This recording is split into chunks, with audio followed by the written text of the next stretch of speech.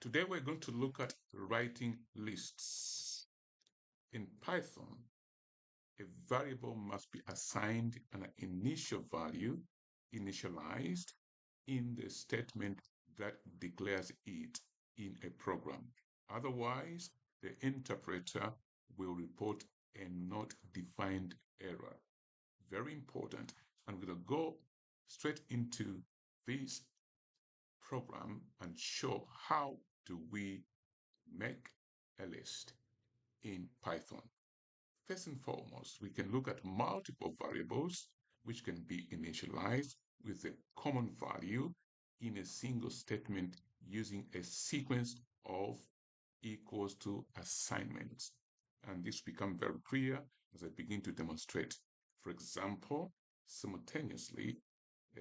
simultaneously assign a common value to three variables, I can do this if I'm going to assign a value to three variables. A is equal to B, B is also equal to C, which is equal to 10.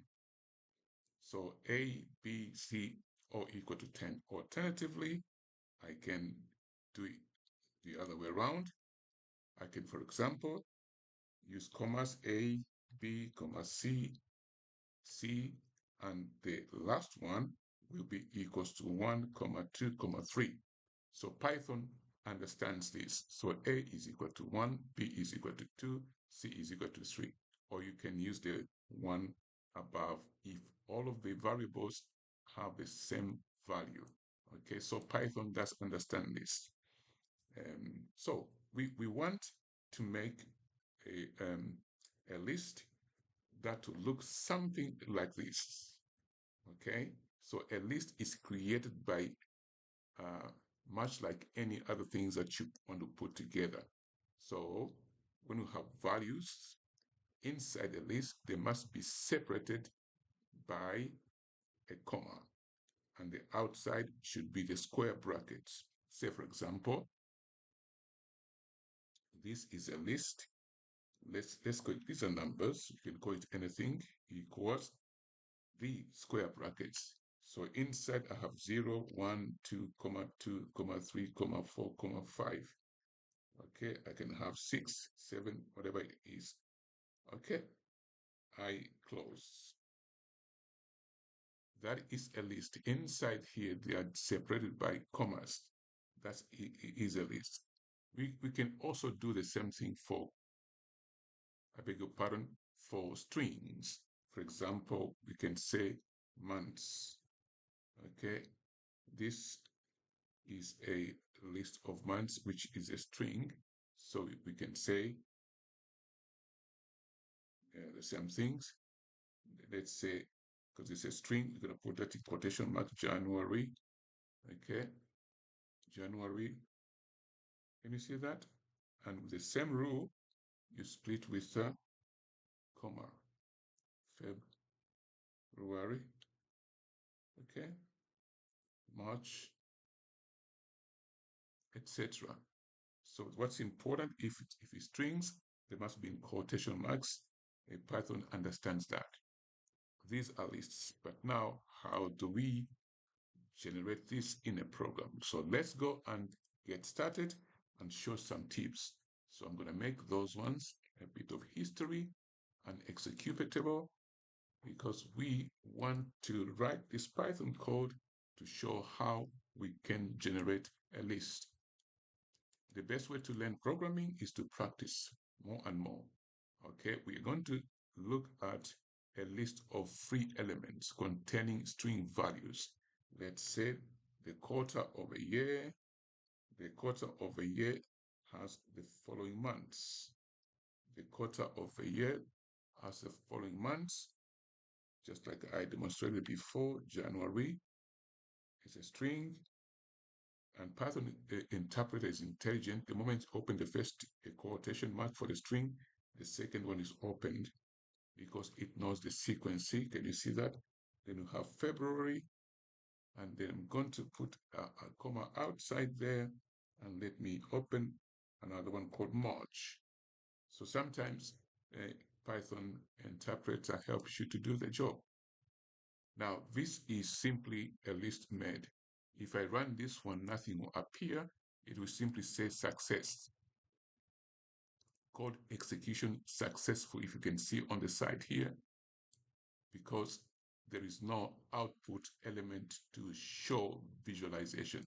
And if you already gone through the first parts of our videos on this Python coding, the function that enables you to see visually is called the print. At this stage, I don't want to add them first. Let's look at the nicer and better way to show forth. I can simply put there and say print quarter, and it's going to print those months. But let's do the best thing that will help us.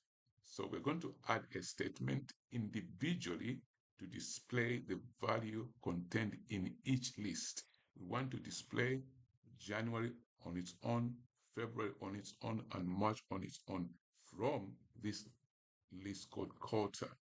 How does this work? Okay, we simply say print,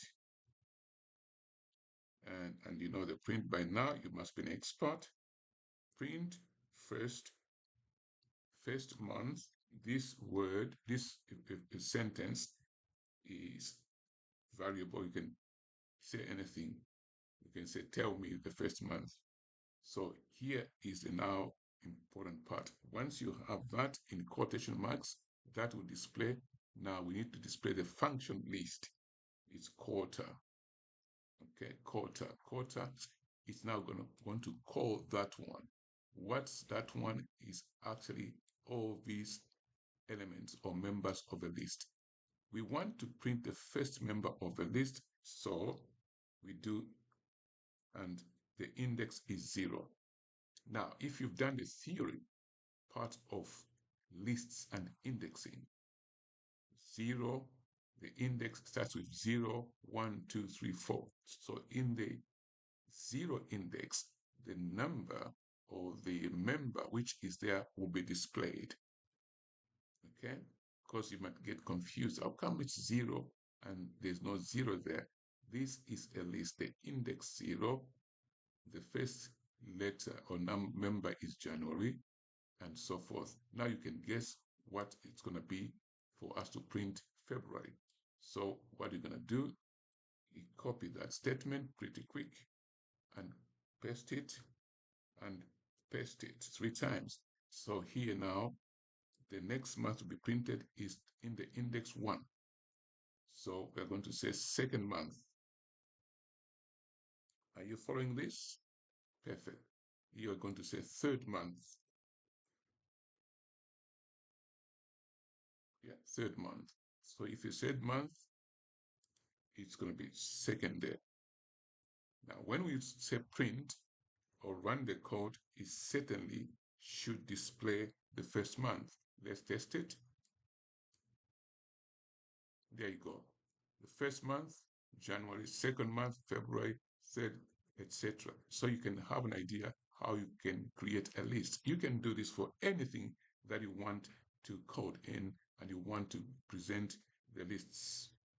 Now let us look at another statement which we can add to create a multi-dimensional list of 2 elements which themselves are lists, that each have 3 elements containing integer values. This is where we come to, if you remember the board of mathematics that deals multi-dimensional lists. Let us go to these statements. A new statement to do what? It's going to have elements containing integers. So if I do codes, yeah, so I've got another multi-dimensional list, which is 1, 2, 3. There's a board of mathematics that's very interesting with this. So it's a list of lists, but it's multi-dimensional, this one. It's not just a linear. So we have the first list, it's got 3 members, and the second one is got 3 members as well, but the numbers are 4, 5, and 6 in there. Can you see that? So we have go to close the brackets here. Now, if I run this, you won't be able to see the last bit of it. It will just tell me the code is successful, which means that which we've coded is in order. Now, you can see that this is a list and is another list. So now the codes this code itself is a multi-dimensional list. It's got a list of lists in there. Now let's see now how we can work with this. We're going to add statements to display the values contained into specific inner list elements. So we need to display specific values in each of these. How do we go about it? So it's a print statement and a bit of coding inside there. Remember, you can make coding as beautiful as possibly as you can make it with nice displays. This end thing for me is simply spacing, helps me to read my code very well. So I want to display the list in that position, which is the first position under the index 0. Now you can see this like a coordinates, 0 and 0. So the first list in the first element here in the first list and the first element here in the second list. That's what we're going to display. But how do we tell the program to do that? It's the same style here. When we quoted the quarter, we refer to this quarter and we put index 0. Now you can tell me exactly how this would be. I've got to double up these two zeros like so. So I'm going to call the codes instead of putting only one element there, I'm going to put 2. So I put 0. I want the code to display the first letter, the first number in the first list, and also the first number in the second list. Can you see that? Pretty easy. Now, you've got to be someone who thinks in a certain way to be a programmer. These skills will become very important as we apply them to problem solving. So now, if we were going to let me say I want top left here. Top left. This is top left. Now I want bottom left. I want bottom. I want the bottom. Instead of let's do bottom right. Yeah, bottom right. And I think that is enough. We don't need to do the third one. If we can demonstrate with this first and second, then we know how to work with the rest of them. So the one we're going to do bottom right 1 and 2. I'm in charge 1 and 2. So from this you can generate your own displays which you want. I want 1 and 2. So what I put here will be the 1 and the second. Can you see? So 0, 1 and the second. So let's see now how this works out. I've left out something on the code. I think it's this one. Codes is equal to, sorry, I left out something very important in there, comma. I left a comma somewhere here. Yes, I left a comma. So that's the error tracing. There's no comma, something wrong here.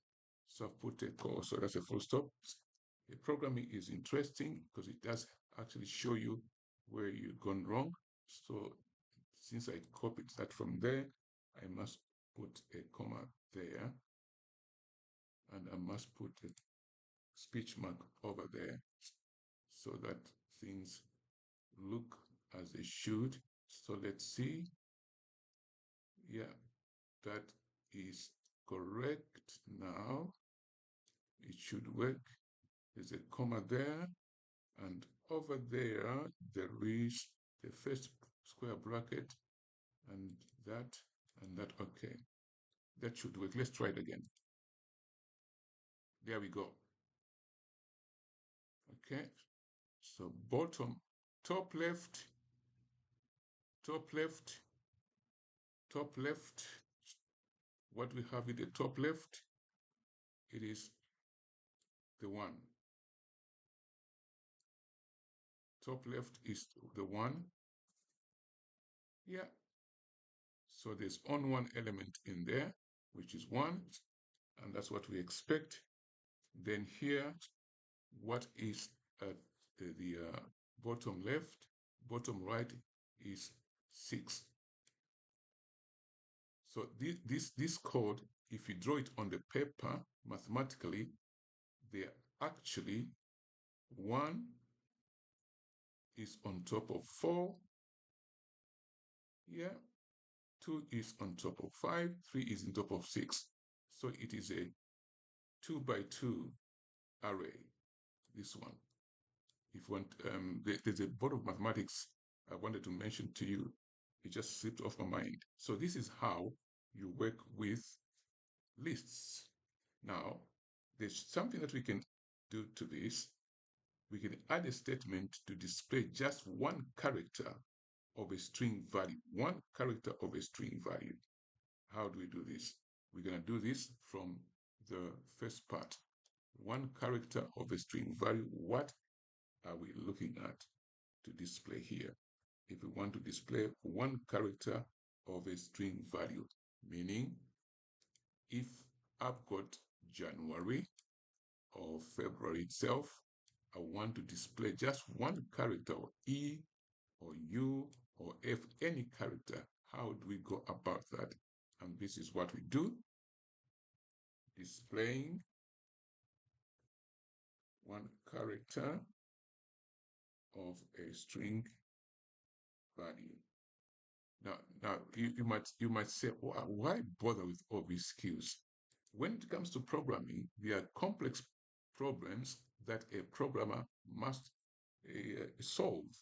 So having these skills will actually help you to break through such problems. You don't even realize that the very computer that you're using to be able to interact is actually a program that has been written. And for somebody to come up with this kind of skill, they will have learned lots of complex skills. Some of them looked simple but essential to problem solving. So how do you do this? This is how you will write it. Print. This is how you write it. Print that and that. Remember, those are for spacing only so that it moves away from the margin. You can double up those ones if you want. Second, month, first letter. Once you get one skill, I put colon, I put a comma there. Then I'm now going to put the actual syntax, which is a quarter. My first list is called quarter. That's my first list, is called quarters. Then I want the first letter. I put 1 there. Then I want the first letter to come out from the second member of the list. Second member of the list has got, sorry, I beg your pardon. Second month, first letter, yeah. So this stands for the second member of the list, which is February, and this stands for the first letter of February. Now the program will see February as if it is a min list with its index. So let us see what we get. There you go. It types F. So if I replace there by 2, it's gonna type the next letter, B. So if I replace this by how many letters are in February, I can even change. I can go to the third member and let me print the first letter. You see, I do that.